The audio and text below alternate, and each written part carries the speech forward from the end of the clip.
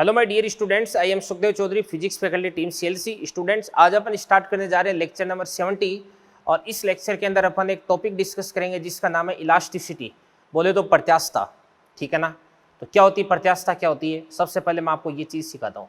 देखो बच्चों, अगर अपन किसी भी वस्तु पर कोई भी बाह्य विरूपक बल आरोपित करते हैं, डिफॉर्मिंग फोर्स अगर अपन आरोपित करते हैं, तो इस स्थिति में इसके अंदर विकृति उत्पन्न हो जाती है, यानी इसकी जो शेप और स्ट्रक्चर है उसमें चेंज हो सकता है अभी, यानी इसकी जो डायमेंशन है, इसकी जो विमाएं है वो परिवर्तित हो सकती है। ठीक है ना। और जैसे ही अपन क्या करते हैं अभी, इस बाह्य विरूपक बल को हटा लेते हैं, तो हटा लेने के उपरांत वस्तु अपने प्रारंभिक अभिविन्यास को पुनः प्राप्त कर लेती है। यानी इसके अंदर एक प्रॉपर्टी होती है, एक ऐसा गुण होता है जिसके कारण ये अपने प्रारंभिक अभिविन्यास को पुनः प्राप्त कर लेती है। तो इस गुण को ही अपन क्या बोलते हैं? प्रत्यास्थता बोलते हैं। ठीक है ना। तो क्या होती है प्रत्यास्थता? किसी भी वस्तु या किसी भी पदार्थ का वह गुण जिसके कारण बाह्य विरूपक बलों को हटा लेने के उपरांत वस्तु अपने प्रारंभिक अभिविन्यास को पुनः प्राप्त कर लेती है, इसको अपन क्या बोलते हैं? प्रत्यास्थता बोलते हैं। क्या बोलते हैं? प्रत्यास्थता। ठीक है ना। अब वस्तु अगर अपने प्रारंभिक अभिविन्यास को वापस प्राप्त कर रही है तो इसको तो अपन बोलते हैं इलास्टिसिटी। क्या बोलते हैं? इलास्टिसिटी। और वस्तु अगर उसी कॉन्फ़िगरेशन में, उसी अभिविन्यास में पड़ी रहती है तो इसको अपन बोलते हैं प्लास्टिसिटी। क्या बोलते हैं? प्लास्टिसिटी। तो इलास्टिसिटी और प्लास्टिसिटी ये दोनों एक दूसरे के बिल्कुल एकदम अपोजिट होती है। तो ध्यान से देखना। देखो, अपन बात करते हैं प्रत्यास्थता। किसी भी वस्तु पर अगर अपन क्या करते हैं, बाहर से कोई भी विरूपक बल आरोपित करते हैं, तो इस स्थिति में वस्तु का जो अभिविन्यास है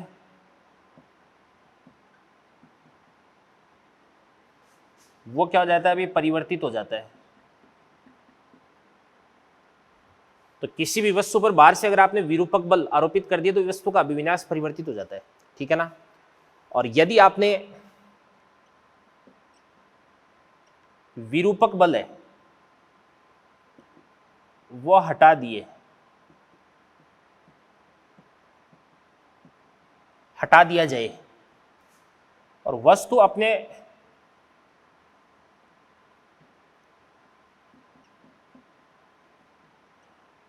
प्रारंभिक अभिविन्यास को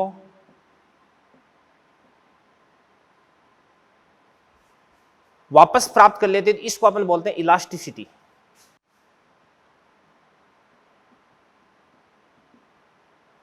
और अगर वस्तु अपने उसी अभिविन्यास में, मतलब विरूपित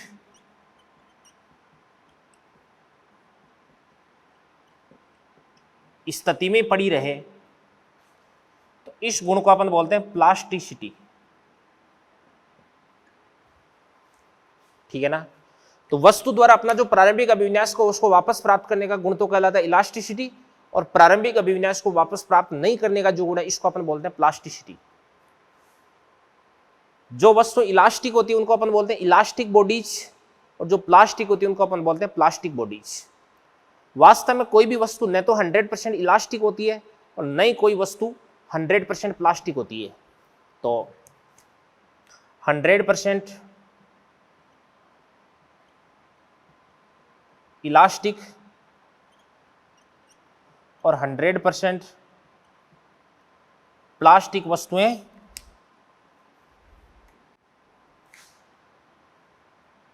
नहीं होती है। फिर भी ध्यान से देखना। देखो, जो क्वार्ट्ज है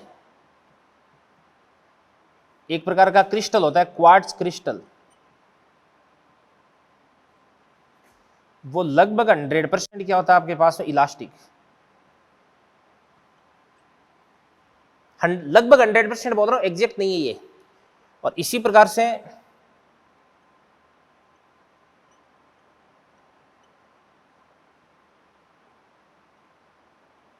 जो गीली मिट्टी है, ठीक है ना, जो क्ले होती है, क्ले सॉइल, उसको अपन लगभग अपन क्या मान सकते हैं अभी? 100% प्लास्टिक। 100% इलास्टिक मतलब 0% प्लास्टिक, और 100% प्लास्टिक मतलब 0% इलास्टिक होता है ये। ठीक है ना। गीली मिट्टी की कोई भी गेंद होती है, इस गेंद को अगर अपन धरातल पे गिराते हैं तो वापस बिल्कुल भी रिबाउंड होती है क्या? नहीं, धरातल से चिपक जाती है। तो इसको अपन बोलते हैं 100% प्लास्टिक बोलते हैं।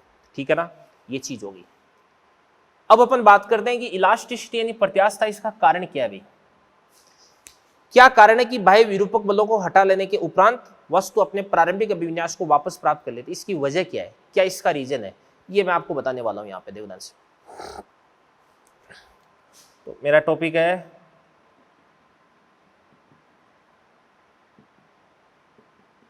प्रत्यास्थता का कारण। तो प्रत्यास्थता का कारण होता है, ध्यान से देखना, देखो, इंटरमोलिकुलर फोर्स के कारण होती है इलास्टिसिटी। इंटरमोलिकुलर फोर्स का मतलब ये हुआ कि आपके पास में ध्यान से, जैसे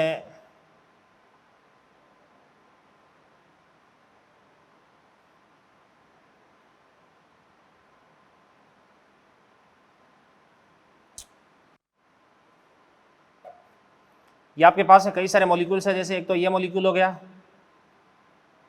ये मॉलिक्यूल हो गया, ये मॉलिक्यूल हो गया, ये हो गया, ये हो गया,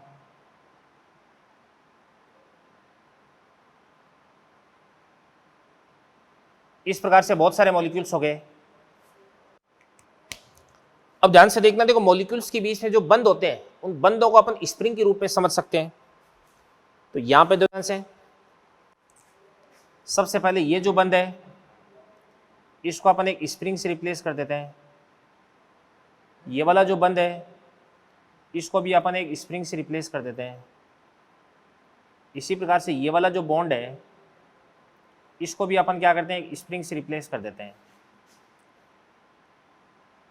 हर बंध है उसको अपन एक स्प्रिंग से रिप्लेस कर देते हैं भाई।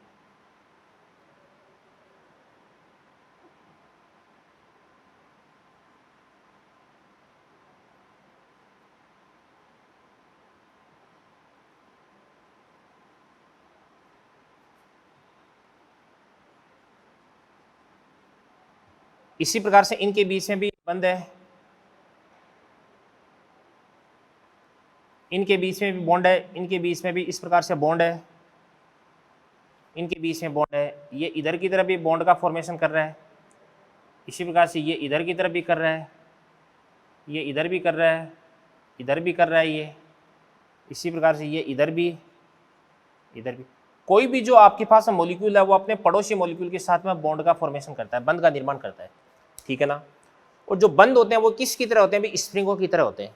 ओके, अब सपोज कीजिएगा आप कि मैं क्या कर रहा हूँ भाई, ये कोई पदार्थ है, इस पदार्थ पर इस प्रकार से बाहर से कोई बल लगाता हूँ मैं। इधर से अगर मैंने बल लगाया तो इस स्थिति में ये और ये चारों स्प्रिंगें वो क्या हो जाती है, इस प्रकार से दब जाती है।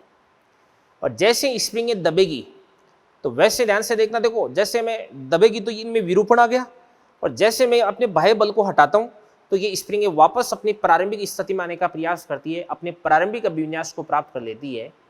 तो यहाँ पे जो स्प्रिंग के कारण बल है वो क्या करता है, प्रत्यानयन बल उपलब्ध करवाता है।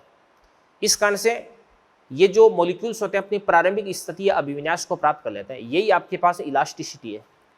और अगर मैं इसको क्या करता हूँ, इस प्रकार से यूँ खींचता हूँ तो स्प्रिंग खींच जाएगी, और जैसे छोड़ूंगा स्प्रिंग अपनी वापस प्रारंभिक स्थिति में चली जाएगी।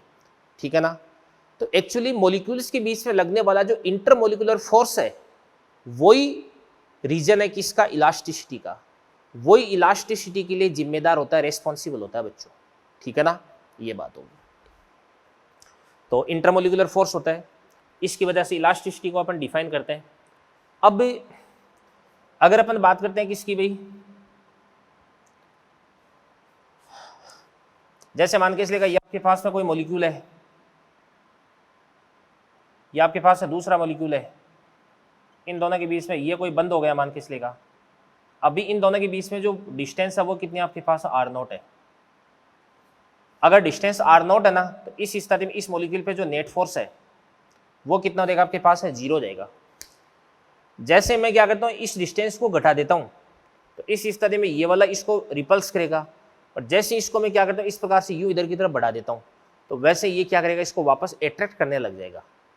तो डिस्टेंस अगर घटेगी तो रिपल्सन, और डिस्टेंस अगर बढ़ेगी तो इस स्थिति में क्या हो जाएगा, अट्रैक्शन हो जाएगा बच्चों, ठीक है ना। अब देखते हैं अपन देवदान से,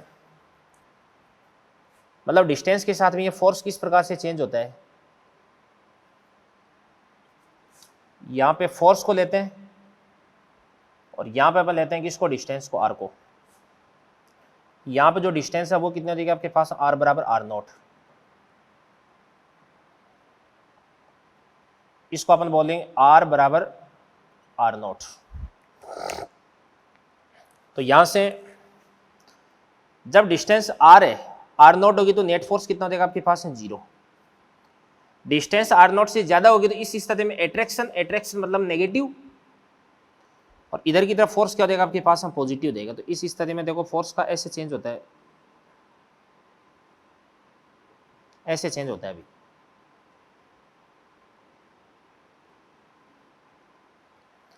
तो इधर की तरफ अगर अपन बात करते हैं तो यहां पे तो आपके पास में देखो आर बराबर आर नॉट पे जो नेट फोर्स है वो एफ बराबर कितना देगा आपके पास है, 0। यहां पे देदान से R less than R naught पर फोर्स क्या होता है आपके पास है, पॉजिटिव। पॉजिटिव का मतलब क्या होता है, रिपल्सन। यहां पर अगर अपन बात करते हैं तो R greater than R naught पर फोर्स क्या होता है आपके पास में, नेगेटिव। नेगेटिव का मतलब क्या होता है, अट्रैक्शन होता है। और इसी प्रकार से अगर अपन पोटेंशियल एनर्जी का ग्राफ बनाते हैं तो पोटेंशियल एनर्जी का ग्राफ भी ऐसा बन जाएगा, आर ये यू, ये आपके पास आर बराबर आर नॉट। तो ये आपके पास आर बराबर आर नॉट हो गया। तो पोटेंशियल एनर्जी का ग्राफ देवदान से यहां पे आपको फोर्स को 0 करना है तो इस प्रकार से यूं आता है, यहां पे ये वेल बनता है, कूब बनता है, इसके बाद ऊपर की तरफ चला जाता है। ये पोटेंशियल एनर्जी का ग्राफ हो गया अभी। तो यहां पर जो स्लोप है वो क्या होती है, 0 होती है। तो पोटेंशियल एनर्जी मिनिमम, तो ये तो आर नॉट हो गया। आर अगर आर नॉट से ज्यादा होगा तो इस स्थिति में स्लोप क्या हो जाएगी आपके पास, पॉजिटिव। तो फोर्स कैसा हो जाएगा, नेगेटिव। और इससे पीछे अगर अपन बात करते हैं तो स्लोप कैसे नेगेटिव, तो फोर्स कैसा हो जाएगा, पॉजिटिव। क्योंकि अपन जानते हैं एफ बराबर माइनस का D you upon D R होता है। अरे बता रखा फॉर्मूला आपको, एफ बराबर क्या होता है, माइनस का D you upon D R. तो माइनस का D you upon D R को अपन बोल सकते हैं स्लोप, यानी ढाल बोल सकते हैं, ठीक है ना। ये बात हो गई भी। तो यहाँ पे इलास्टिसिटी क्या होती है, प्लास्टिसिटी क्या होती है, इलास्टिसिटी का रीजन क्या होता है, कारण क्या होता है, ये मैंने आपको बहुत अच्छे से समझा दिया है। तो इन सारी की सारी चीज़ों को नोट करें आप। तो देखिए बच्चों, अगर अपन किसी भी पिंड पर, वस्तु पर या पदार्थ पर बाहर से बल लगाते हैं तो इस स्थिति में जो मॉलिक्यूल्स की इनकी स्ट्रक्चर है, इनकी जो इंटरमोलिकुलर स्ट्रक्चर है वो चेंज हो जाती है। यानी मॉलिक्यूल्स के बीच की डिस्टेंस या तो घट जाती है या बढ़ जाती है। तो इस स्थिति में मॉलिक्यूल्स के बीच में जो बॉन्ड्स है, उन बॉन्ड्स की वजह से एक फोर्स जनरेट होता है जिसको अपन बोलते हैं रिस्टोरिंग फोर्स, यानी प्रत्यानयन बल। और ये प्रत्यानयन बल है, ये क्या करता है भाई, इस पदार्थ को वापस अपनी प्रारंभिक स्थिति में लेकर के आता है। तो वापस प्रारंभिक स्थिति में लाने वाला जो बल है, इस बल को ही अपन क्या बोलते हैं, प्रत्यानयन बल बोलते हैं। क्या बोलते हैं, प्रत्यानयन बल, ठीक है ना। तो सुनना ध्यान से, देखना। देखो,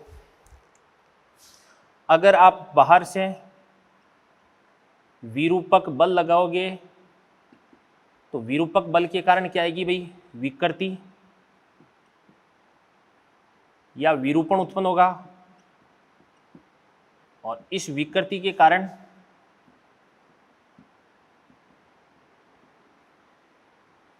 वापस क्या उत्पन्न हो जाएगा भाई, प्रत्यानयन बल,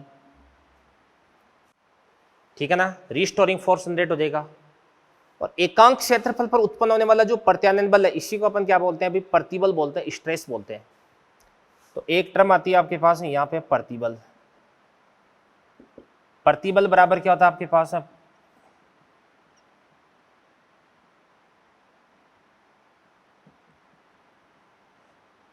प्रत्यानयन बल बटा क्षेत्रफल हो जाएगा। यानी स्ट्रेस को अपन लिख देते हैं किससे, सिग्मा से लिख देते हैं, बराबर क्या देगा आपके पास है, रिस्टोरिंग फोर्स अपॉन एरिया। तो ये आपके पास हो जाएगा न्यूटन पर मीटर स्क्वायर। ये प्रतिबल हो गया अभी। प्रतिबल कितने प्रकार का होता है? 3 प्रकार का होता है। एक तो होता है अनुदैर्ध्य प्रतिबल, तो सबसे पहले अपन डिस्कस करते हैं इसके अंदर अनुदैर्ध्य प्रतिबल, यानी इसको अपन बोल देंगे लॉन्गिट्यूडिनल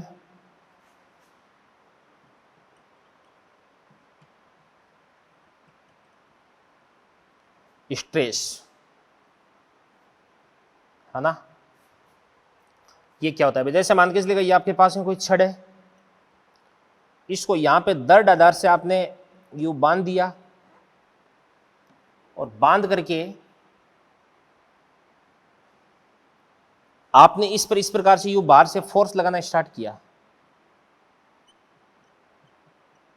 एफ एक्सटर्नल।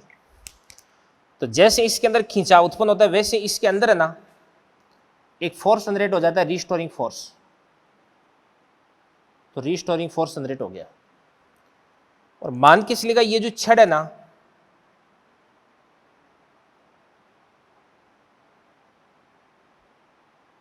इसका जो अनुप्रस्थ काट क्षेत्रफल है, अनुप्रस्थ काट क्षेत्रफल कितना हो जाएगा आपके पास? ए। तो अनुदैर्ध्य प्रतिबल यानी सिग्मा एल बराबर एफ आर अपॉन क्या हो जाएगा आपके पास है? ए। यानी ये लंबाई के अनुदिश जनरेट होता है भाई, ठीक है ना। अगर आप इस छड़ को खींच रहे हैं तो इस स्थिति में तनन प्रतिबल उत्पन्न होता है, ठीक है ना। और अगर इसको आप इस प्रकार से दोनों तरफ से दबा रहे हैं तो इस स्थिति में संपीड़न प्रतिबल उत्पन्न होता है, ठीक है।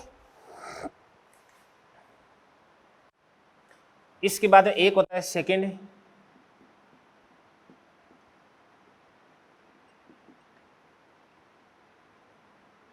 स्पर्श रेखीय प्रतिबल,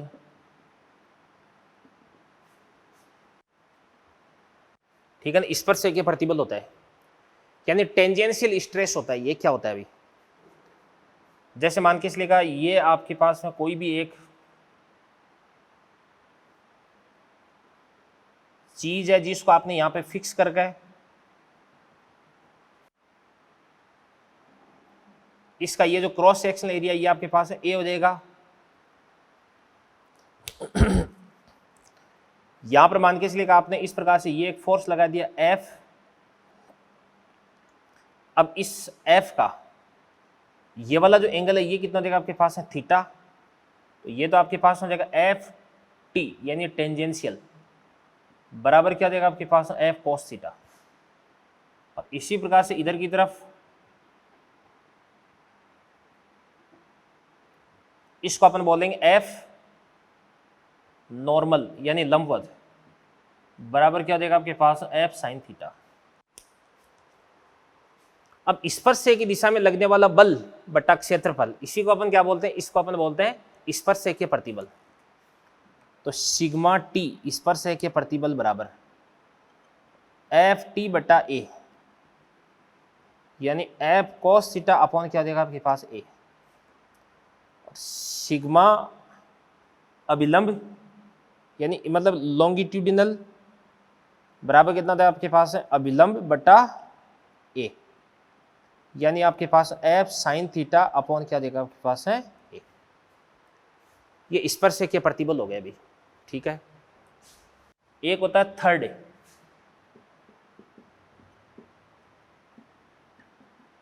नाम है इसका आयतन प्रतिबल, वॉल्यूम स्ट्रेस।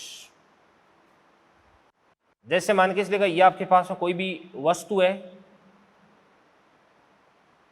बेटा, वॉल्यूम स्ट्रेस की बात अपन तब करते हैं जब किसी भी पिंड को या तो अपन किसी भी गैस के अंदर और या किसी भी लिक्विड के अंदर अपन रखते हैं। तो इस स्थिति में गैस या लिक्विड इसको चारों तरफ से क्या करती हुई दबाती है, और चारों तरफ से दबाने की वजह से इसका वॉल्यूम वो क्या हो जाता है? घट जाता है, वॉल्यूम डिक्रीज हो जाता है, ठीक है ना। जैसे किसी भी गेंद को अगर अपन किसी भी समुद्र में किसी गहराई पर ले जाएं तो इसके आसपास का जो लिक्विड है वो इस गेंद को चारों तरफ से पिचकाने का प्रयास करता है, और जिसकी वजह से इसका जो वॉल्यूम है वो क्या हो जाता है? घट जाता है। तो यहाँ पे इसके अंदर जो प्रतिबल उत्पन्न हो रहा है इस प्रतिबल को अपन बोलते हैं आयतन प्रतिबल, और आयतन प्रतिबल प्रेशर के बराबर होता है। क्या होता है? प्रेशर के बराबर। तो इस पे चारों तरफ से इस प्रकार से यूं फोर्स लग रहा है, देखो लिक्विड है ना, तो चारों तरफ से इसको इस प्रकार से यूं दबा रहा है,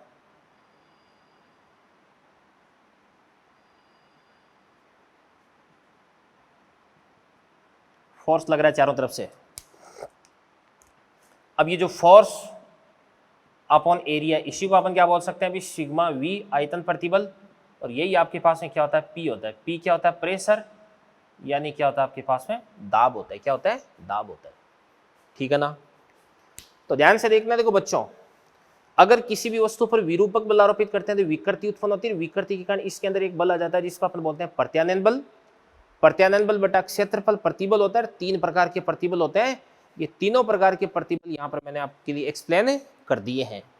तो चलिए बच्चों, प्रतिबल अपन पढ़ चुके हैं, और प्रतिबल के बाद में अब अपन पढ़ने वाले हैं विकृति। विकृति यानी स्ट्रेन, ठीक है ना। तो क्या होती है भाई, नेक्स्ट अपन डिस्कस करने जा रहे हैं विकृति, और विकृति को इंग्लिश में अपन लिखते हैं स्ट्रेन। अभी जस्ट अपन ने पढ़ा प्रतिबल। प्रतिबल बोले तो स्ट्रेस। स्ट्रेस कितने प्रकार का होता है, 3 प्रकार का होता है।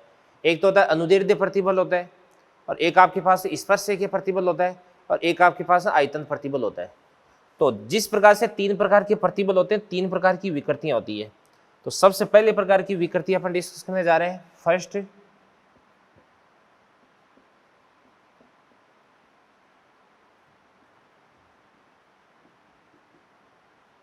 अनुदैर्ध्य विकृति, मतलब लॉन्गिट्यूडिनल स्ट्रेन हो जाएगी। तो ये क्या होती है, ध्यान से देखना। देखो, सबसे पहले अपन बात करते हैं विकृति। विकृति होती क्या है, विकृति होती है विमा में परिवर्तन बटा प्रारंभिक विमा। अब विमा का मतलब क्या हो सकता है, लंबाई हो सकती है, क्षेत्रफल हो सकता है, आयतन हो सकता है, कुछ भी हो सकता है भाई, ठीक है ना। तो change in dimension upon initial dimension हो जाएगी, ठीक है ना। तो चलो एक बार विकृति के बारे में आपको थोड़ा सा बता देता हूं मैं, बाद में पढ़ लेंगे अपन अनुदैर्ध्य। तो विकृति बराबर विमा में परिवर्तन बटे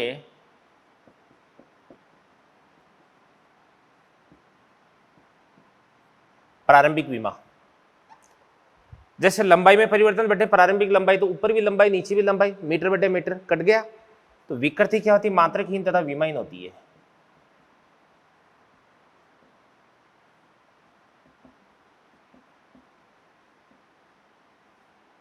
मात्रकहीन व विमाहीन।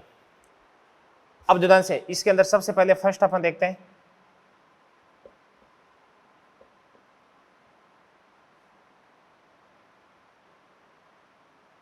अनुदैर्ध्य विकृति, मतलब लॉन्गिट्यूडिनल स्ट्रेन। तो ये क्या होते है भी, अगर किसी भी तार की लंबाई के अनुदिश अपन बल लगाते हैं तो इस स्थिति में इसकी लंबाई में परिवर्तन होता है। तो लंबाई में परिवर्तन बेटा प्रारंभिक लंबाई, इसी को अपन क्या बोलते हैं, अनुदैर्ध्य विकृति बोलते हैं। तो इसको अपन क्या बोल सकते हैं अभी, इसको अपन एप्सिलॉन से लिख देते हैं। तो एप्सिलॉन एल बराबर ये होता है आपके पास है लंबाई में परिवर्तन बटे क्या हो जाएगा आपके पास में प्रारंभिक लंबाई, ठीक है ना। इसके बाद है सेकेंड, दूसरी का नाम होता है अपरूपण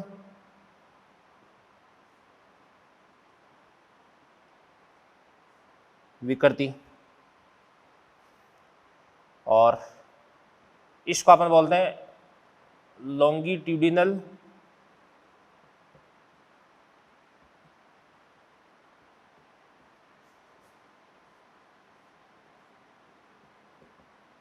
स्ट्रेन।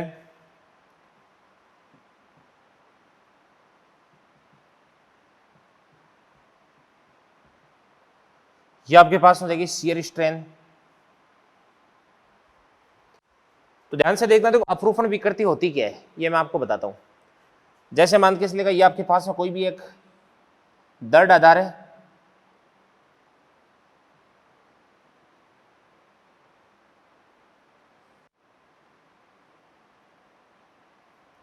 इसके ऊपर इस प्रकार से कोई भी एक ब्लॉक रखा हुआ है, और मान के चलिएगा ये वाली जो भुजा है इसकी लंबाई कितनी हो जाएगी आपके पास, एल हो जाएगी। अगर आपने इस पर स्पर्श की दिशा में बल लगाया तो इस स्थिति में इसकी नीचे वाली जो साइड है वो तो क्या रहेगी, फिक्स रहेगी, और ऊपर वाली साइड है वो किसी एंगल पर झुक जाएगी, और ऊपर वाली साइड मान के चलिएगा इस प्रकार से इस एंगल पर झुक जाती है।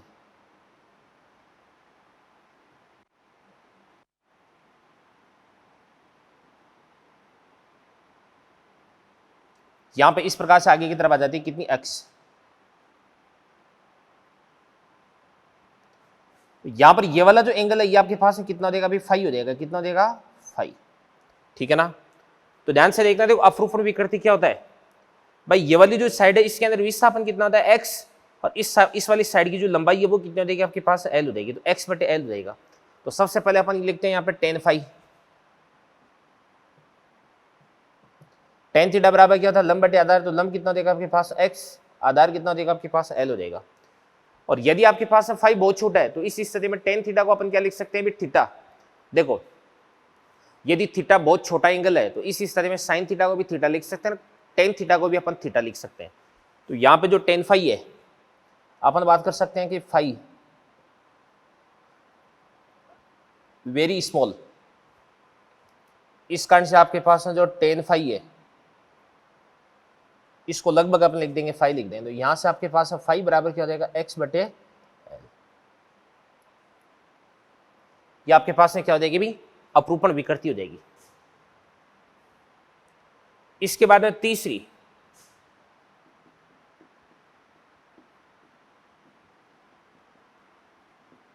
थर्ड होता है आयतन विकृति।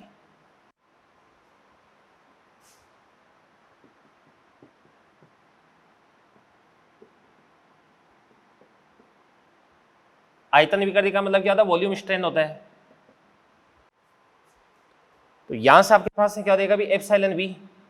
भाई जैसे मान के चलेगा ये आपके पास में कोई बॉल है, इस बॉल का भी जो वॉल्यूम है वो कितना आपके पास में वी है, और चारों तरफ से अगर आप इस पे फोर्स अप्लाई करोगे यानी प्रेशर अप्लाई करोगे तो इस स्थिति में इसका वॉल्यूम है वो क्या हो जाएगा, चेंज हो जाएगा। और फाइनली जो बॉल है उसकी स्थिति ये बन जाएगी,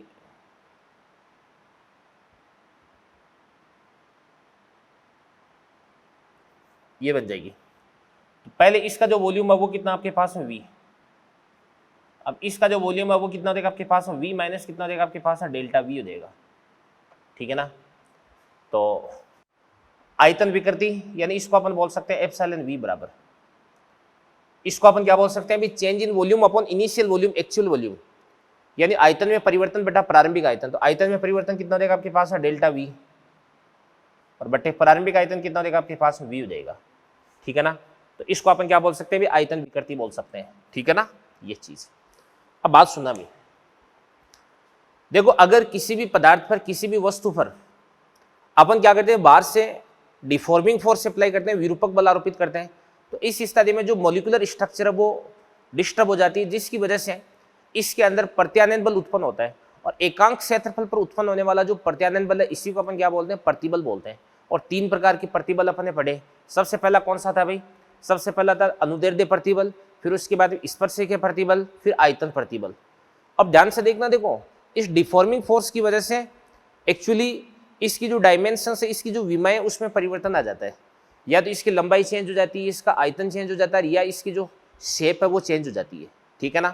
तो इसके अनुसार अपन क्या कर सकते हैं, तीन प्रकार की विकृतियां भी यहाँ पर डिफाइन कर सकते हैं। एक तो क्या होती है अनुदैर्ध्य विकृति, एक क्या होती है आपके पास अपरूपण विकृति, और एक आपके पास आयतन विकृति होती है, ठीक है ना। अब सुनना ध्यान से देखना, देखो अब अपन पढ़ने जा रहे हैं हुक का नियम।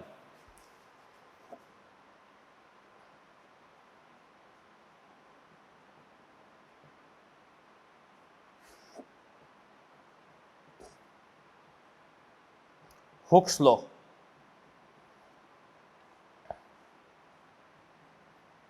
ध्यान से देखना, देखो हुक का नियम क्या कहता है कि कोई भी जो पदार्थ होता है उस पदार्थ की जो समानुपाती सीमा है, इस समानुपाती सीमा में जो प्रतिबल होता है वो विकृति के समानुपाती होता है। अगर आप विकृति कम उत्पन्न करोगे तो प्रतिबल भी कम उत्पन्न होगा, और विकृति अगर आप ज्यादा उत्पन्न करोगे तो इस स्थिति में प्रतिबल भी ज्यादा उत्पन्न हो जाएगा। जैसे अपन बात कर सकते हैं स्प्रिंग की बात कर सकते हैं, स्प्रिंग की लंबाई में अगर कम वृद्धि करोगे तो इस स्थिति में इसके अंदर रिस्टोरिंग फोर्स कम आएगा, और स्प्रिंग के अंदर अगर एक्स को बढ़ा दोगे तो इस स्थिति में रिस्टोरिंग फोर्स एफ है उसका मान भी क्या हो जाता है, बढ़ जाता है, ठीक है ना। तो यहाँ पे अपन लिख सकते हैं किसी भी पदार्थ के लिए समानुपाती सीमा में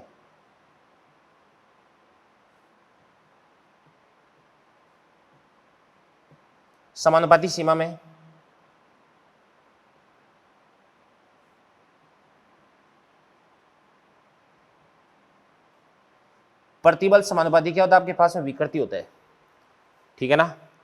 तो अब इसके बाद में इसको अपन लिख सकते हैं प्रतिबल बराबर यहाँ पे अपन लिख सकते हैं ई इंटू क्या देगा आपके पास में विकृति। यहाँ पर आपके पास है जो ई होता है, इस ई को अपन क्या बोल सकते हैं भाई, प्रोपोर्शनलिटी कांस्टेंट यानी समानुपाती नियतांक, और यहाँ पे ई को अपन बोल सकते हैं प्रत्यास्थता गुणांक। यहाँ पर आपके पास है जो ई है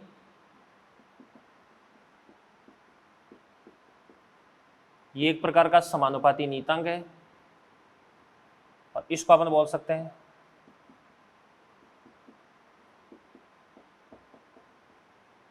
प्रत्यास्थता गुणांक। तो ई बराबर क्या होता है आपके पास है प्रतिबल बटे क्या होती है आपके पास में विकृति। ठीक है ना। प्रतिबल का मात्रक क्या होता है भाई, न्यूटन पर मीटर स्क्वायर, और विकृति मात्रक हीन होती है, तो यहाँ पे ई का मात्रक वही हो जाएगा जो प्रतिबल का मात्रक होता है। तो इसका मात्रक क्या होता है आपके पास है न्यूटन पर मीटर स्क्वायर। ये बात होगी भी। अब यहाँ पर आपके पास में जो ई है वो ई किस पे डिपेंड करता है भी, प्रत्यास्थता गुणांक। तो ये तो एक प्रकार का कोफिशिएंट हो गया, और कोफिशिएंट किस पे डिपेंड करता है, पदार्थ की प्रकृति पर। तो प्रत्यास्थता गुणांक पदार्थ की प्रकृति पर डिपेंड करता है, न तो प्रतिबल पे डिपेंड करता है, न ही विकृति पे डिपेंड करता है। अगर विकृति का मान दुगुना कर दोगे तो प्रतिबल का मान भी कितना हो जाएगा, दुगुना। ठीक है ना। तो यहाँ पे जो ई है वो पदार्थ की प्रकृति पे डिपेंड करेगा। तो ई डिपेंड करता है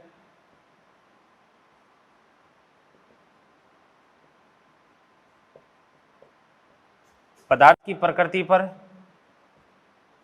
निर्भर। ठीक है ना, ये चीज हो गई।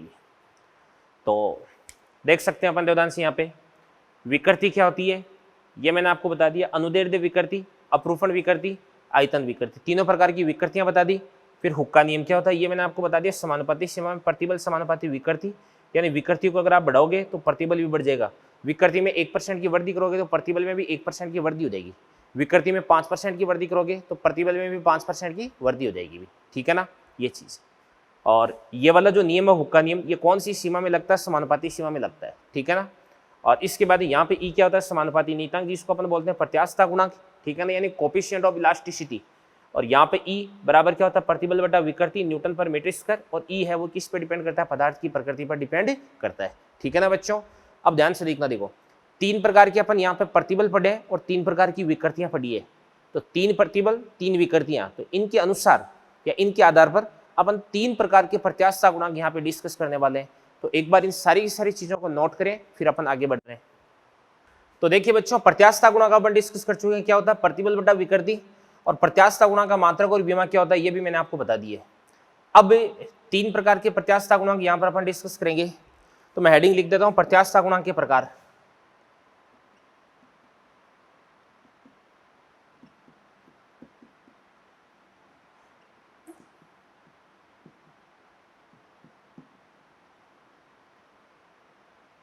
प्रत्यास्थता गुणांक के प्रकार। तो सबसे पहले इसके अंदर अपन डिस्कस करते हैं फर्स्ट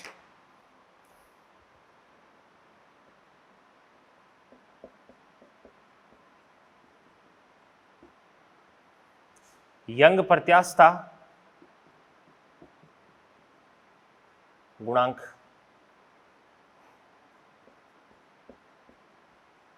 इंग्लिश में इसको अपन बोलते हैं यंग्स मॉड्यूलस, और इसको अपन रिप्रेजेंट करते हैं कैपिटल वाई से।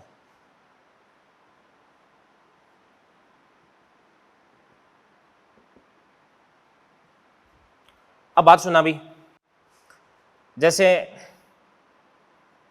y बराबर क्या होता है अभी, पहले प्रकार का प्रतिबल बटा पहले प्रकार की विकृति। तो पहले प्रकार का प्रतिबल कौन सा था, अनुदैर्ध्य प्रतिबल बटा अनुदैर्ध्य विकृति। तो बराबर हो जाएगा आपके पास है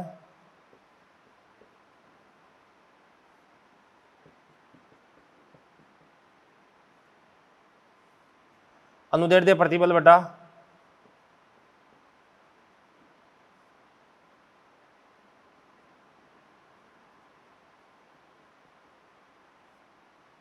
अनुदैर्ध्य विकृति। तो यहां से आपके पास y बराबर, अपन करते हैं अनुदैर्ध्य प्रतिबल। तो अनुदैर्ध्य प्रतिबल क्या होता है आपके पास F/A, और बट्टे क्या हो जाएगा अनुदैर्ध्य विकृति। अनुदैर्ध्य विकृति क्या होती है आपके पास डेल्टा L बटे, इसको अपन बोल देंगे L बोल देंगे। तो y बराबर कितना हो जाएगा आपके पास FL/A डेल्टा L हो जाएगा।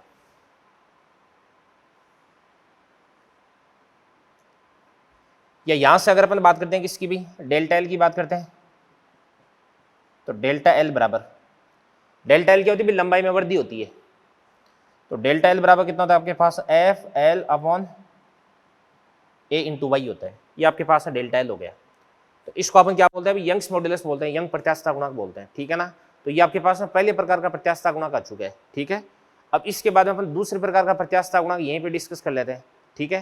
तो एक बार अपन तीनों प्रत्यास्थता गुणांक डिस्कस करेंगे और उसके बाद में इनकी जो प्रोफाइल्स है, इनकी जो एप्लीकेशंस है वो अपन डिस्कस करने वाले हैं। तो यंग प्रत्यास्थता गुणांक के बाद में दूसरे नंबर पे अपन डिस्कस करते हैं सेकेंड, इसको अपन बोलते हैं अपरूपण गुणांक, ठीक है ना, या इसको है ना दृढ़ता गुणांक भी बोल दिया जाता है, ठीक है।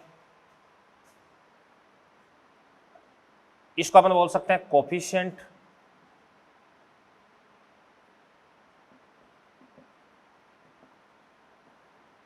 Of rigidity. और इसको अपन लिखते हैं किससे भी, इटा से लिखते हैं, किससे लिखते हैं, इटा से। एन है ना उसको थोड़ा सा लंबा बना दो, इटा बन जाएगा, ओके। अब देखिएगा ध्यान से देखो, इटा बराबर क्या होता है, इटा बराबर दूसरे प्रकार का प्रतिबल बटा दूसरे प्रकार की विकृति। तो प्रतिबल कौन सा होता है, स्पर्शरेखीय प्रतिबल,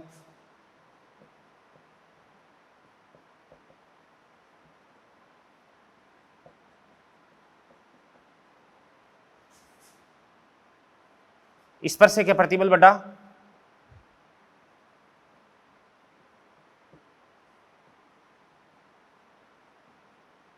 अपरोपण विकृति। तो इट्टा बराबर स्पर्शरेखीय प्रतिबल क्या होता है आपके पास में, बताओ, एफ टेंजेंशियल यानी स्पर्शरेखीय बल बटा क्षेत्रफल, और विकृति क्या होती है आपके पास, ये होती है आपके पास में फाई होती है, यानी इसको आप लिख सकते हैं एफ टी अपॉन ए, और यहां पे जो फाई है इसको अपन क्या लिख सकते हैं अभी, एक्स अपॉन एल हो जाएगा।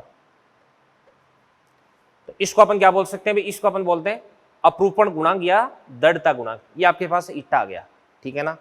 और इट्टा के बारे में मैंने आपको थोड़ा सा बता भी रखा है किसके अंदर, एसएसएम वाले चैप्टर में, जब मैंने आपको मरोड़ी लोलक पढ़ाया था तब, ठीक है ना, इट्टा आया था वहां पे। इसके बाद में आगे बढ़ते हैं अपन तीसरे प्रकार का, तीसरा हो जाएगा आपके पास आयतन प्रतिबल बटा आयतन विकृति। तो इसको अपन क्या बोलते हैं, इसको अपन बोलते हैं आयतन प्रत्यास्थता गुणांक।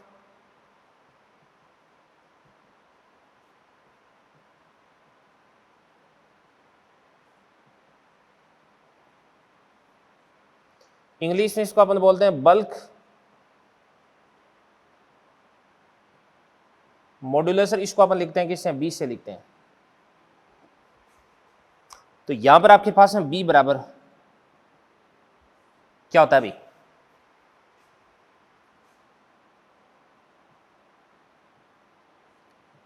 आयतन प्रतिबल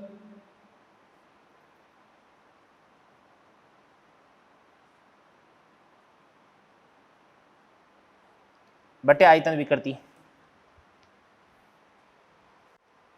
मतलब आपके पास है बी बराबर,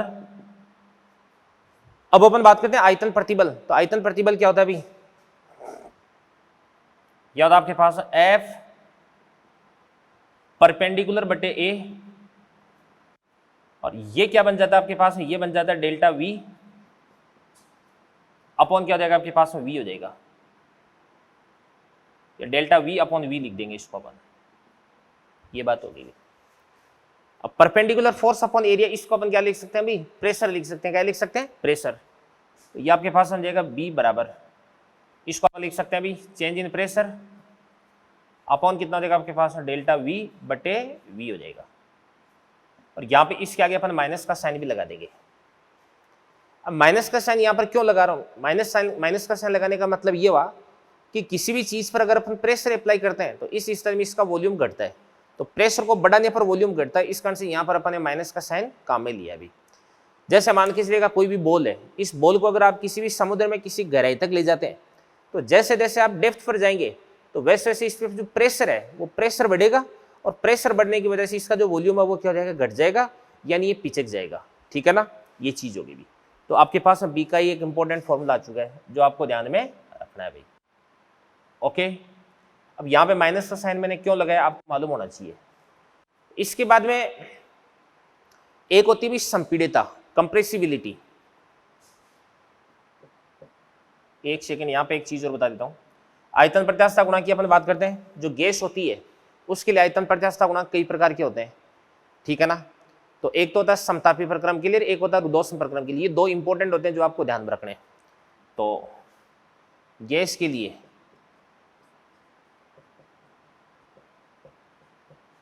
सबसे पहले अपन बात करते हैं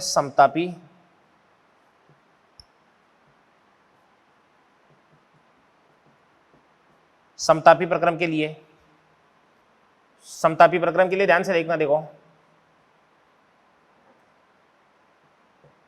समतापी प्रक्रम के लिए B बराबर कितना होता है आपके पास में, P होता है। P क्या होता है, गैस का दाब होता है।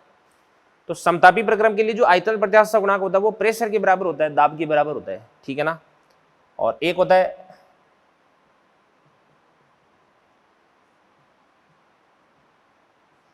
रुद्धौष्म प्रक्रम के लिए।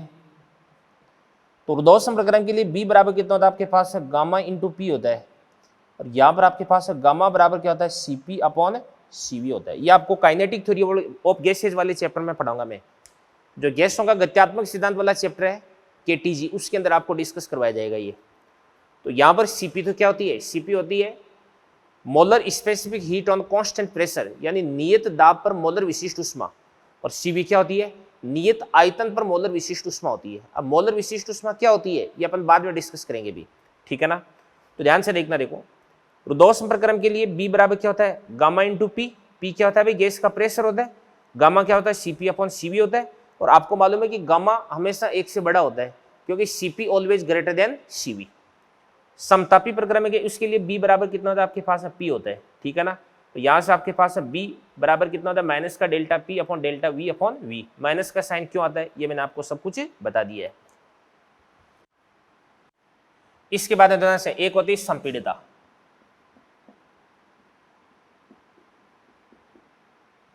संपीड़ितता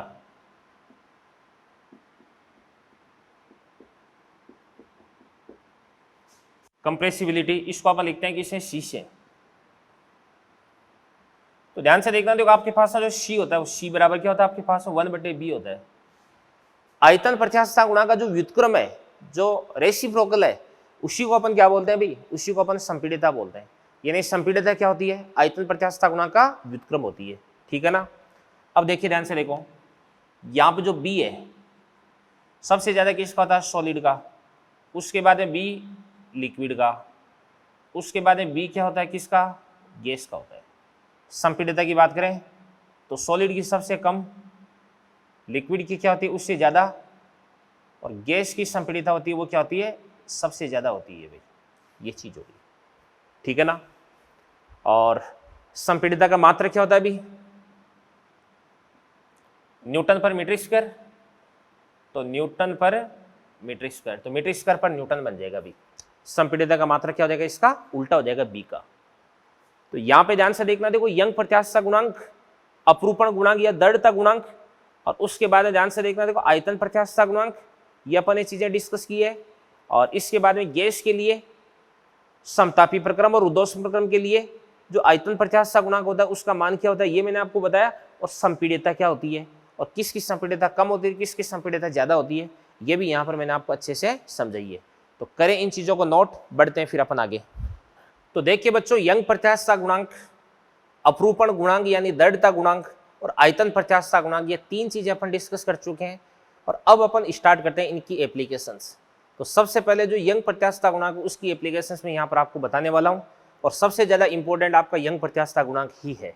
ठीक है ना, सुनना ध्यान से देखो।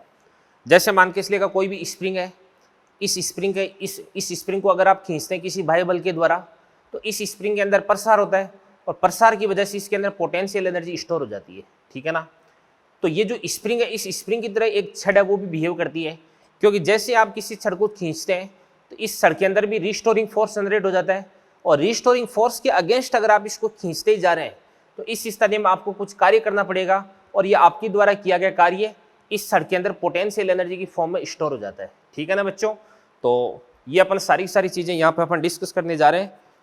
तो सबसे पहले देखिएगा,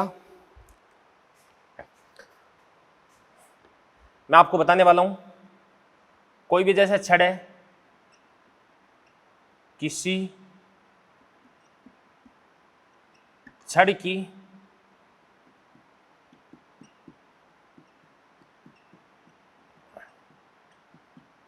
स्प्रिंग से समरूपता, किसी भी छड़ की स्प्रिंग से समरूपता।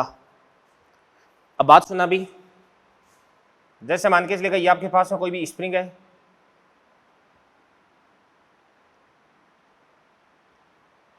स्प्रिंग का स्प्रिंग कांस्टेंट कितना देगा आपके पास है के।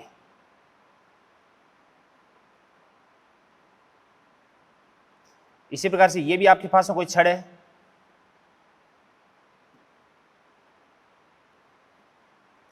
इस छड़ का जो यंग प्रत्यास्थता गुणांक वो कितना देगा आपके पास Y, cross sectional area A, और लंबाई कितनी देगी आपके पास एल। अब अपन क्या करते हैं दोदान से, इसको भी अपन बाह्य बल लगा करके खींचते हैं, और इसको भी अपन बाह्य बल लगा करके खींचते हैं। तो ये भी आपके पास एफ एक्सटर्नल, ये भी आपके पास एफ एक्सटर्नल हो गया। तो जैसे मान के इसलिए इसको भी आप यहां से ना इस प्रकार से यहां तक खींचते हैं एक्स, इसको भी ध्यान से देखना, देखो अपन यहां से यहां तक खींचते हैं, कितना खींचते हैं एक्स खींचते हैं। तो यहाँ पे इसके अंदर भी क्या होता है अभी फोर्स जनरेट हो जाता है, और यहाँ पे इसके अंदर भी क्या होता है इस प्रकार से फोर्स जनरेट हो जाता है, रिस्टोरिंग फोर्स जनरेट हो जाता है। ठीक है ना, तो इसके अंदर जो फोर्स होता है, इसके अंदर कितना फोर्स जनरेट होता है अभी, प्रत्यानयन बल F बराबर माइनस का K इंटू एक्स जनरेट होता है। और यहाँ पर अगर अपन बात करते हैं इसके लिए, तो इसके अंदर कितना फोर्स जनरेट होता है, F इक्वल टू F बराबर, याद करो फॉर्मूला, Y का फॉर्मूला क्या होता है, Y बराबर एफ एल अपॉन ए डेल्टा एल। यहाँ पे डेल्टा एल क्या होती है, लंबाई में वृद्धि, तो यहाँ पे डेल्टा एल को अपन क्या लिख सकते हैं, भी एक्स लिख सकते हैं। क्या लिख सकते हैं, एक्स, ये एक्स हो गया। तो यहाँ से आपके पास एफ बराबर क्या हो जाएगा आपके पास, वाई ए बटे एल इंटू क्या हो जाएगा एक्स हो जाएगा। इसके आगे भी माइनस का साइन लगा दूंगा मैं, क्योंकि यहाँ पे इस सर को आप खींच रहे हैं इधर की तरफ, और इसके अंदर फोर्स जनरेट हो रहा है अपोजिट डायरेक्शन में, तो इसके आगे भी माइनस का साइन लगा जा सकता है। तो माइनस क्या देगा आपके पास, वाई ए बटे एल इंटू क्या देगा आपके पास है एक्स हो जाएगा। ठीक है ना, तो देखिएगा यहां पे जो आपके पास है स्प्रिंग है, स्प्रिंग के लिए एफ बराबर क्या होता है, माइनस का के एक्स होता है, छड़ के लिए एफ बराबर क्या हो जाएगा, माइनस का वाई ए बटे एल इंटू एक्स हो जाएगा। तो यहाँ पे इस छड़ का जो स्प्रिंग कांस्टेंट है, इसके एनालोगस यहाँ पे इस रोड का जो फोर्स कांस्टेंट है वो क्या हो जाएगा, वाई ए बटा एल हो जाएगा। ठीक है ना, तो यहां से तुलना करने से अपन लिख सकते हैं कि इसका जो फोर्स कांस्टेंट है, बल नीतांक है, छड़ का बल नीतांक फोर्स कांस्टेंट, इसको अपन लिख सकते हैं के बराबर वाई ए बटा एल। ठीक है ना, तो ध्यान से देखना, देखो जो बातें अपन स्प्रिंग के लिए जानते हैं वो सारी की सारी बातें अपन किसी भी छड़ के लिए भी अप्लाई कर सकते हैं। बट जहां पे स्प्रिंग के अंदर क्या आता है ना, यहाँ पे आपको क्या लिखना है, वाई ए बटा एल लिखना है अभी। ठीक है ना भाई, एक बात मान लो आप कि जो छड़ है वो स्प्रिंग के समरूप है, बस शर्ते छड़ के लिए आपको जो बल नीतांक यानी फोर्स कांस्टेंट है वो आपको लेना है वाई ए बटा एल। यहाँ पे वाई क्या होता है, यंग्स मॉडुलस, ए क्या होता है एरिया ऑफ क्रॉस सेक्शन, और एल क्या होती है इसकी लेंथ होती है, इसकी लंबाई होती है भी। ठीक है ना, ये चीज। अब ध्यान से अपन कहाँ पे इसको काम में ले सकते हैं। सबसे पहले मान के इसलिएगा ये आपके पास में कोई भी एक छड़ है,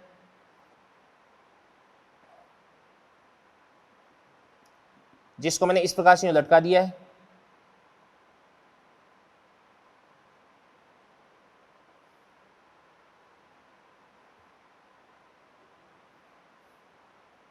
रोड है वाई ए एल, और यहां पर ध्यान से देखना, तो इससे आपने कोई एक द्रव्यमान को अटैच कर दिया है, इसका द्रव्यमान कितना देगा आपके पास, एम हो जाएगा, ये आपने द्रव्यमान को अटैच कर दिया है। ठीक है ना, इसके बाद में जैसे स्प्रिंग को खींच करके छोड़ देंगे, वैसे इस रोड को आप नीचे की तरफ खींच करके छोड़ देंगे। तो यहाँ पे जैसे आप नीचे की तरफ खींच करके छोड़ेंगे, ऊपर की तरफ इसके अंदर रिस्टोरिंग फोर्स आ जाएगा, ये रिस्टोरिंग फोर्स इसको वापस ऊपर की तरफ खींचेगा, और ये वाला पार्टिकल इस प्रकार से एसएसएम करने लग जाएगा अभी। तो इसकी एसएसएम का टाइम पीरियड अपन लिख सकते हैं टी बराबर क्या होता है आपके पास 2 पाई रूट ऑफ m बटा के, तो m बटा के और k बराबर क्या होता है आपके पास वाई ए बटा एल, ठीक है ना। तो ये आपके पास इसका टाइम पीरियड आ चुका है अभी। ओके, अब सुनना देवदान से, जैसे अपन बात करते हैं छड़ों का संयोजन, छड़ों का संयोजन भी कर सकते हैं अपन, ठीक है ना। सबसे पहला संयोजन हो जाएगा आपके पास है फर्स्ट श्रेणी संयोजन, सीरीज कॉम्बिनेशन। श्रेणी संयोजन कैसे करते हैं देवदान से, कि आपके पास इस प्रकार से 2 रोड्स होगी, ये वाली रोड और ये वाली रोड। यहां पे ये वाली जो रोड है इसका यंग्स मॉडुलस कितना देगा आपके पास y1, इसका कितना देगा आपके पास y2। दोनों का एरिया ऑफ क्रॉस सेक्शन कितना देगा आपके पास a, इसकी लंबाई कितना देगा आपके पास l1, इसकी लंबाई कितना देगी l2 देगी। तो यहाँ पे ये मान लो कि ये भी आपके पास स्प्रिंग है, ये भी आपके पास स्प्रिंग है, इसका k1 और इसका k2 स्प्रिंग कांस्टेंट है। और यदि अपन इसे स्प्रिंगों को श्रेणी क्रम में संयोजित करते हैं तो अपन क्या लिखते हैं देवदान से 1/k नेट बराबर 1/k1 प्लस क्या होता है आपके पास 1/k2। तो यहां पर आपके पास है k बराबर कितना होता है वाई ए बटा एल होता है ना। तो ये आपके पास हो जाएगा वाई नेट कितना देगा y और ए नेट कितना देगा आपके पास a का a और एल नेट कितना देगा, टोटल लंबाई कितना देगा आपके पास l1 प्लस क्या देगा आपके पास l2 बराबर k1 को अपन क्या लिख सकते हैं y1 a1 l1, a1 कितना देगा a ही हो जाएगा और प्लस ये आपके पास हो जाएगा y2 a बटा l हो जाएगा, यानी l2 हो जाएगा।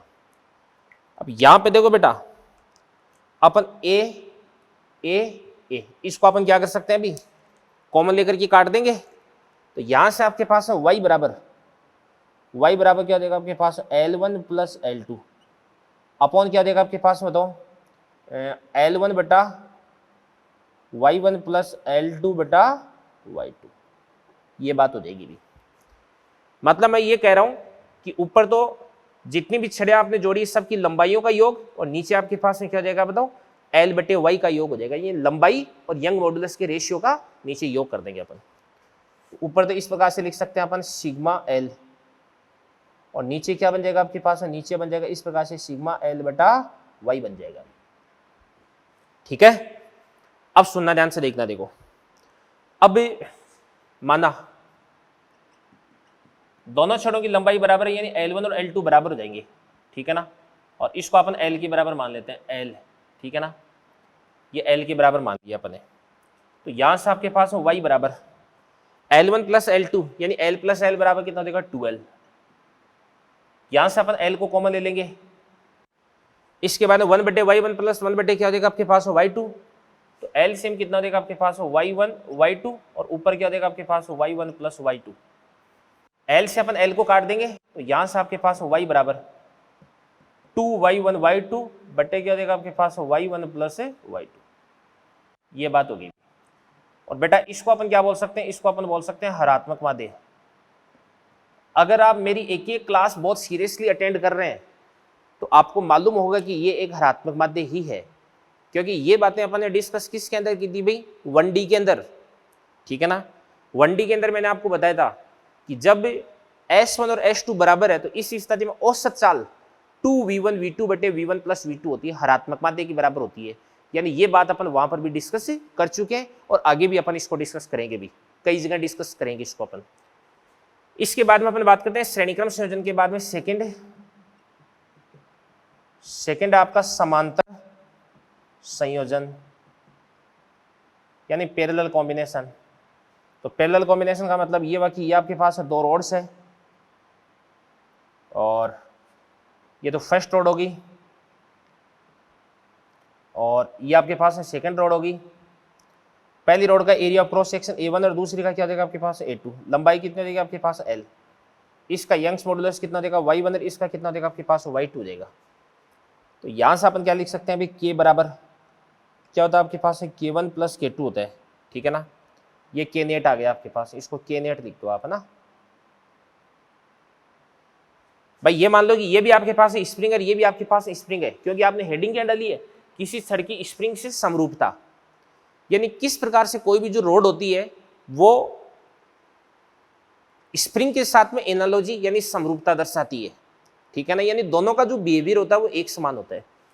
तो के बराबर क्या हो जाएगा आपके पास K1 प्लस K2, तो के को अपन क्या लिख सकते हैं वाई ए बटा एल, तो वाई ए कितना हो जाएगा आपके पास A1 प्लस क्या हो जाएगा आपके पास A2, लंबाई कितना देगा आपके पास L बराबर Y1, और इसके बाद A1 बटे L प्लस क्या देगा आपके पास Y2 A2 बटे L, L को अपन कॉमन लेकर के काट देंगे, तो यहां से अपन देख सकते हैं ध्यान से y बराबर कितना होता है Y1 A1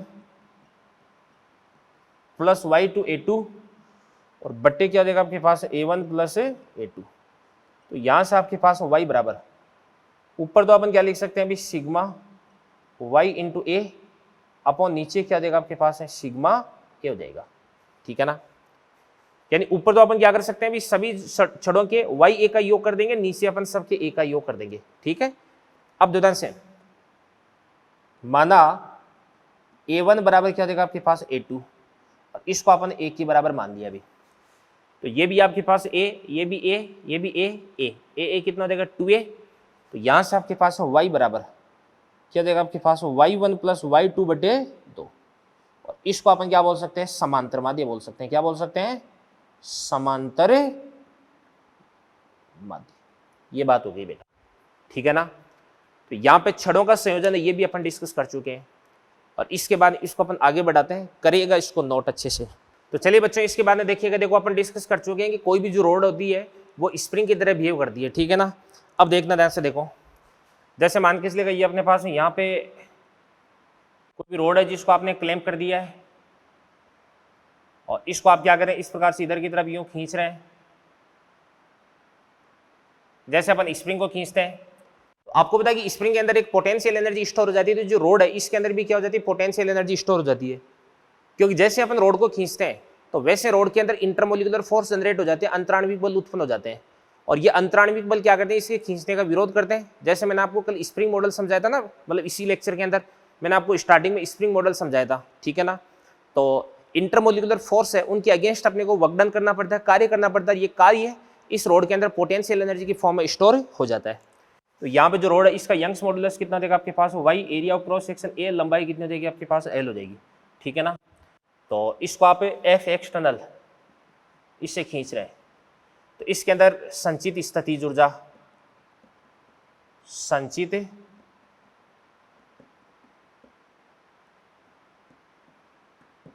स्थितिज ऊर्जा, इसको अपन क्या लिख सकते हैं अभी u बराबर कितना देगा 1/2 k इंटू क्या देगा आपके पास x स्क्वायर और k को अपन क्या लिख सकते हैं y a बटा l, तो इसको अपन लिख सकते हैं y a इसके बाद x स्क्वायर बटे क्या देगा आपके पास 2l हो जाएगा, ठीक है ना।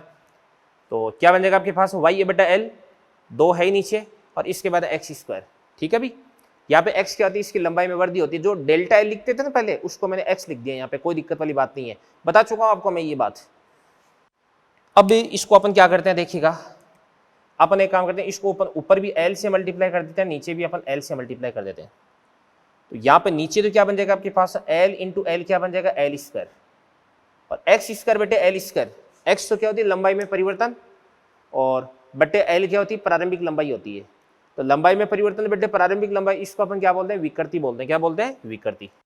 तो यहाँ से आपके पास u बराबर क्या बन जाएगा अभी, इसको अपन बोल सकते हैं 1/2 इंटू क्या देगा आपके पास y a इंटू, ठीक है ना, y a l भी होगा ना y a l x square बटा l स्क्वायर हो जाएगा, तो ये आपके पास हो जाएगा x स्क्वायर बटे l स्क्वायर, या इसको अपन बोलेंगे x बटे l का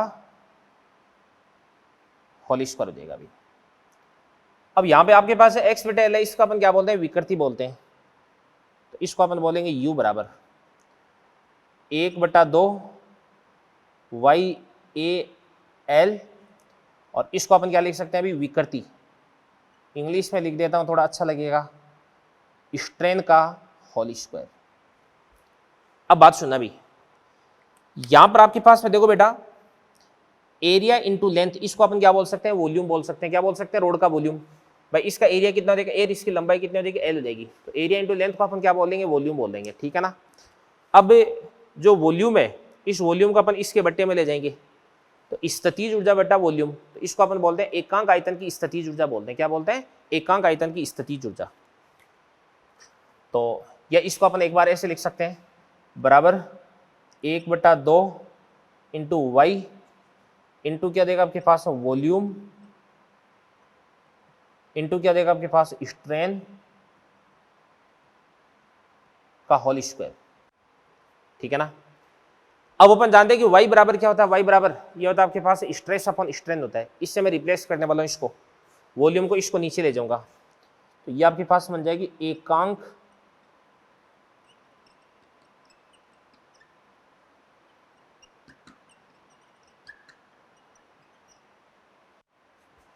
आयतन की स्थितिज ऊर्जा। और एकांक आयतन की स्थितिज ऊर्जा इसको अपन बोलते हैं ऊर्जा घनत्व, यानी एनर्जी डेंसिटी, यानी यू बार।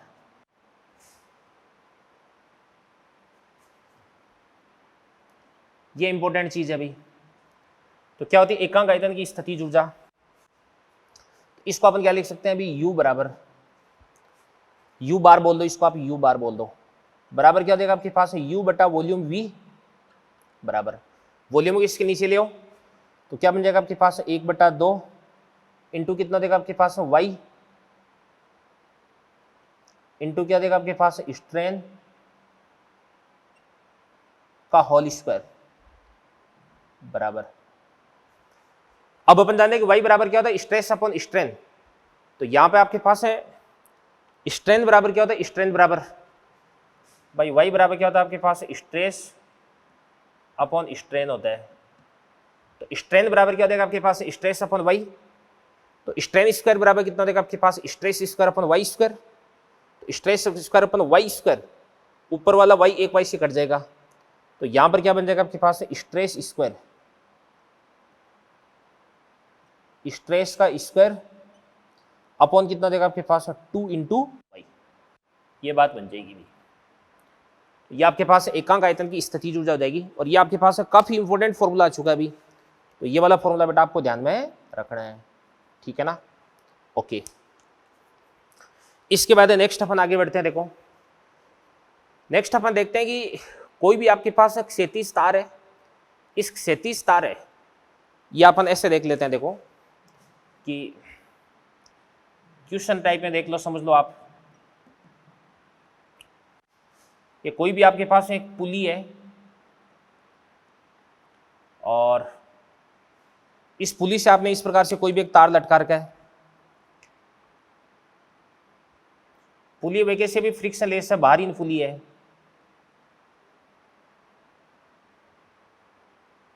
बारीन और घर्षणहीन पुली है भाई। इसके ऊपर से इस प्रकार से कोई वायर गुजर रहा है, इस वायर की इधर की तरफ आपने एक ब्लॉक लटका रखा है जिसका द्रव्यमान कितना देगा आपके पास m, और इधर की तरफ एक दूसरा ब्लॉक लटका रखा है जिसका द्रव्यमान कितना देगा आपके पास 2m। ये पुली हो गई, इसको आपने यहां पे कर दिया है फिक्स। ठीक है ना। तो यहां पे जो तार है इसकी लंबाई में वर्दी वगैरह कुछ भी ज्ञात करनी पूछ जा सकती है भी। ठीक है ना।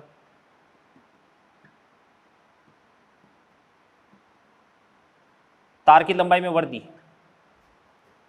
तार है उसका यंग प्रत्यास्थता गुणांक कितना देगा आपके पास y, इसकी लंबाई कितने देगी आपके पास l, और इसकी जो अनुप्रस्थ काट त्रिज्या वो कितने देगी आपके पास r हो जाएगी। ठीक है ना। और ये जो तार है वो कैसा है, भारीन है, भारीन तार है। ये जो पुली है वो घर्षणहीन भी है और भारीन भी है। ये भारीहीन के साथ साथ में ये जो तार है ये प्रत्यास्थ भी होना चाहिए।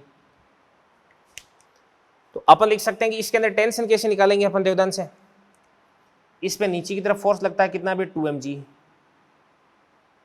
ऊपर की तरफ इसके अंदर टेंशन आ जाएगी इस प्रकार से T, नीचे की तरफ T और ऊपर की mg, और ऊपर की तरफ कितना देगा आपके पास है T। अब यहाँ पे देवदान से ये वाला जो ब्लॉक है ये तो नीचे की तरफ गति कर रहा है A से, और ये वाला ब्लॉक इस प्रकार से ऊपर की तरफ गति कर रहा है किससे, A से। ठीक है ना। तो सबसे पहले अपन बात करते हैं A की बात करते हैं। तो A बराबर ए बराबर कितना हो जाएगा 2mg माइनस कितना हो जाएगा आपके पास mg बटे 2m प्लस m बराबर कितना हो जाएगा आपके पास 3m हो जाएगा। तो mg बटे 3m बराबर कितना हो जाएगा आपके पास है g बटे 3 हो जाएगा। अब आपको टेंशन कैलकुलेट करना है, तो टेंशन कैसे निकाल सकते हैं? इसका एफबीडी बना दो यार। ये तो काम अपन न्यूटन्स लॉज ऑफ मोशन में कर चुके हैं बहुत अच्छे से, तो इसके लिए अपन एफबीडी बनाते हैं। अब इस पे ऊपर कितना फोर्स लग रहा है T, नीचे कितना फोर्स लग रहा है इसमें mg, तो नेट फोर्स आ गया, नेट फोर्स को ma कर दो, तो m a बराबर कितना होता है आपके पास है g बटा 3, तो mg प्लस mg बटे 3 बराबर कितना हो जाएगा 2mg/3 हो जाएगा। तो यहां से आपके पास है टेंशन T बराबर 2mg/3 हो गया। अब आपको क्या करना है, इस तार की लंबाई में वर्दी निकालनी है, तो अपन लिख सकते हैं डेल्टा L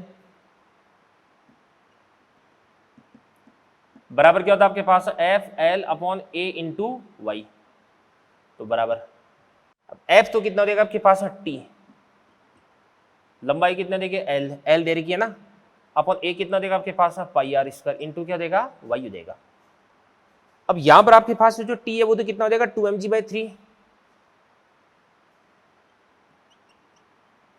2mg/3 लंबाई कितना देगी आपके पास L, और इसके बाद में πr² इंटू वाई, ये आपके पास लंबाई में वर्दी आ जाएगी भी, ठीक है ना। तो बात समझ में आ गई होगी अच्छे से। अब इस प्रकार का कोई क्वेश्चन है, जैसे मान के चलिए का ये आपके पास कोई धरातल है, बिल्कुल एकदम क्षैतिज है और चिकना भी है साथ साथ में, और यहाँ पर ये कोई ब्लॉक है जिसका द्रव्यमान कितना m है, और इसके बाद में यहाँ पे ये कोई पुली है, ये कोई तार लटक रहा है, ये वाला जो ब्लॉक है इसका द्रव्यमान भी कितना देगा आपके पास m मान लो। घर्षण कहीं पर भी उपस्थित नहीं है, ये जो तार है ना इस तार की लंबाई L है, यंग प्रत्यास्थता गुणांक y है, और एरिया ऑफ क्रॉस सेक्शन या जो क्रॉस सेक्शन रेडियस है वो आपके पास r है, ठीक है ना, ये बात होगी। तो यहां पर अगर इस तार के अंदर लंबाई में वर्दी आपको पूछी जाए तो वही तरीका आपको लगाना है भी, फ्री बॉडी डायग्राम बना के टेंशन कैलकुलेट कर ले, और फिर उसके बाद टेंशन को आप यहाँ पे पुट कर दें तो लंबाई में वर्दी आ जाएगी भी, ठीक है ना। तो बड़ी शानदार चीजें मैंने आपको यहाँ पे बताई है, करें इन चीजों को नोट, बढ़ते हैं फिर अपन आगे।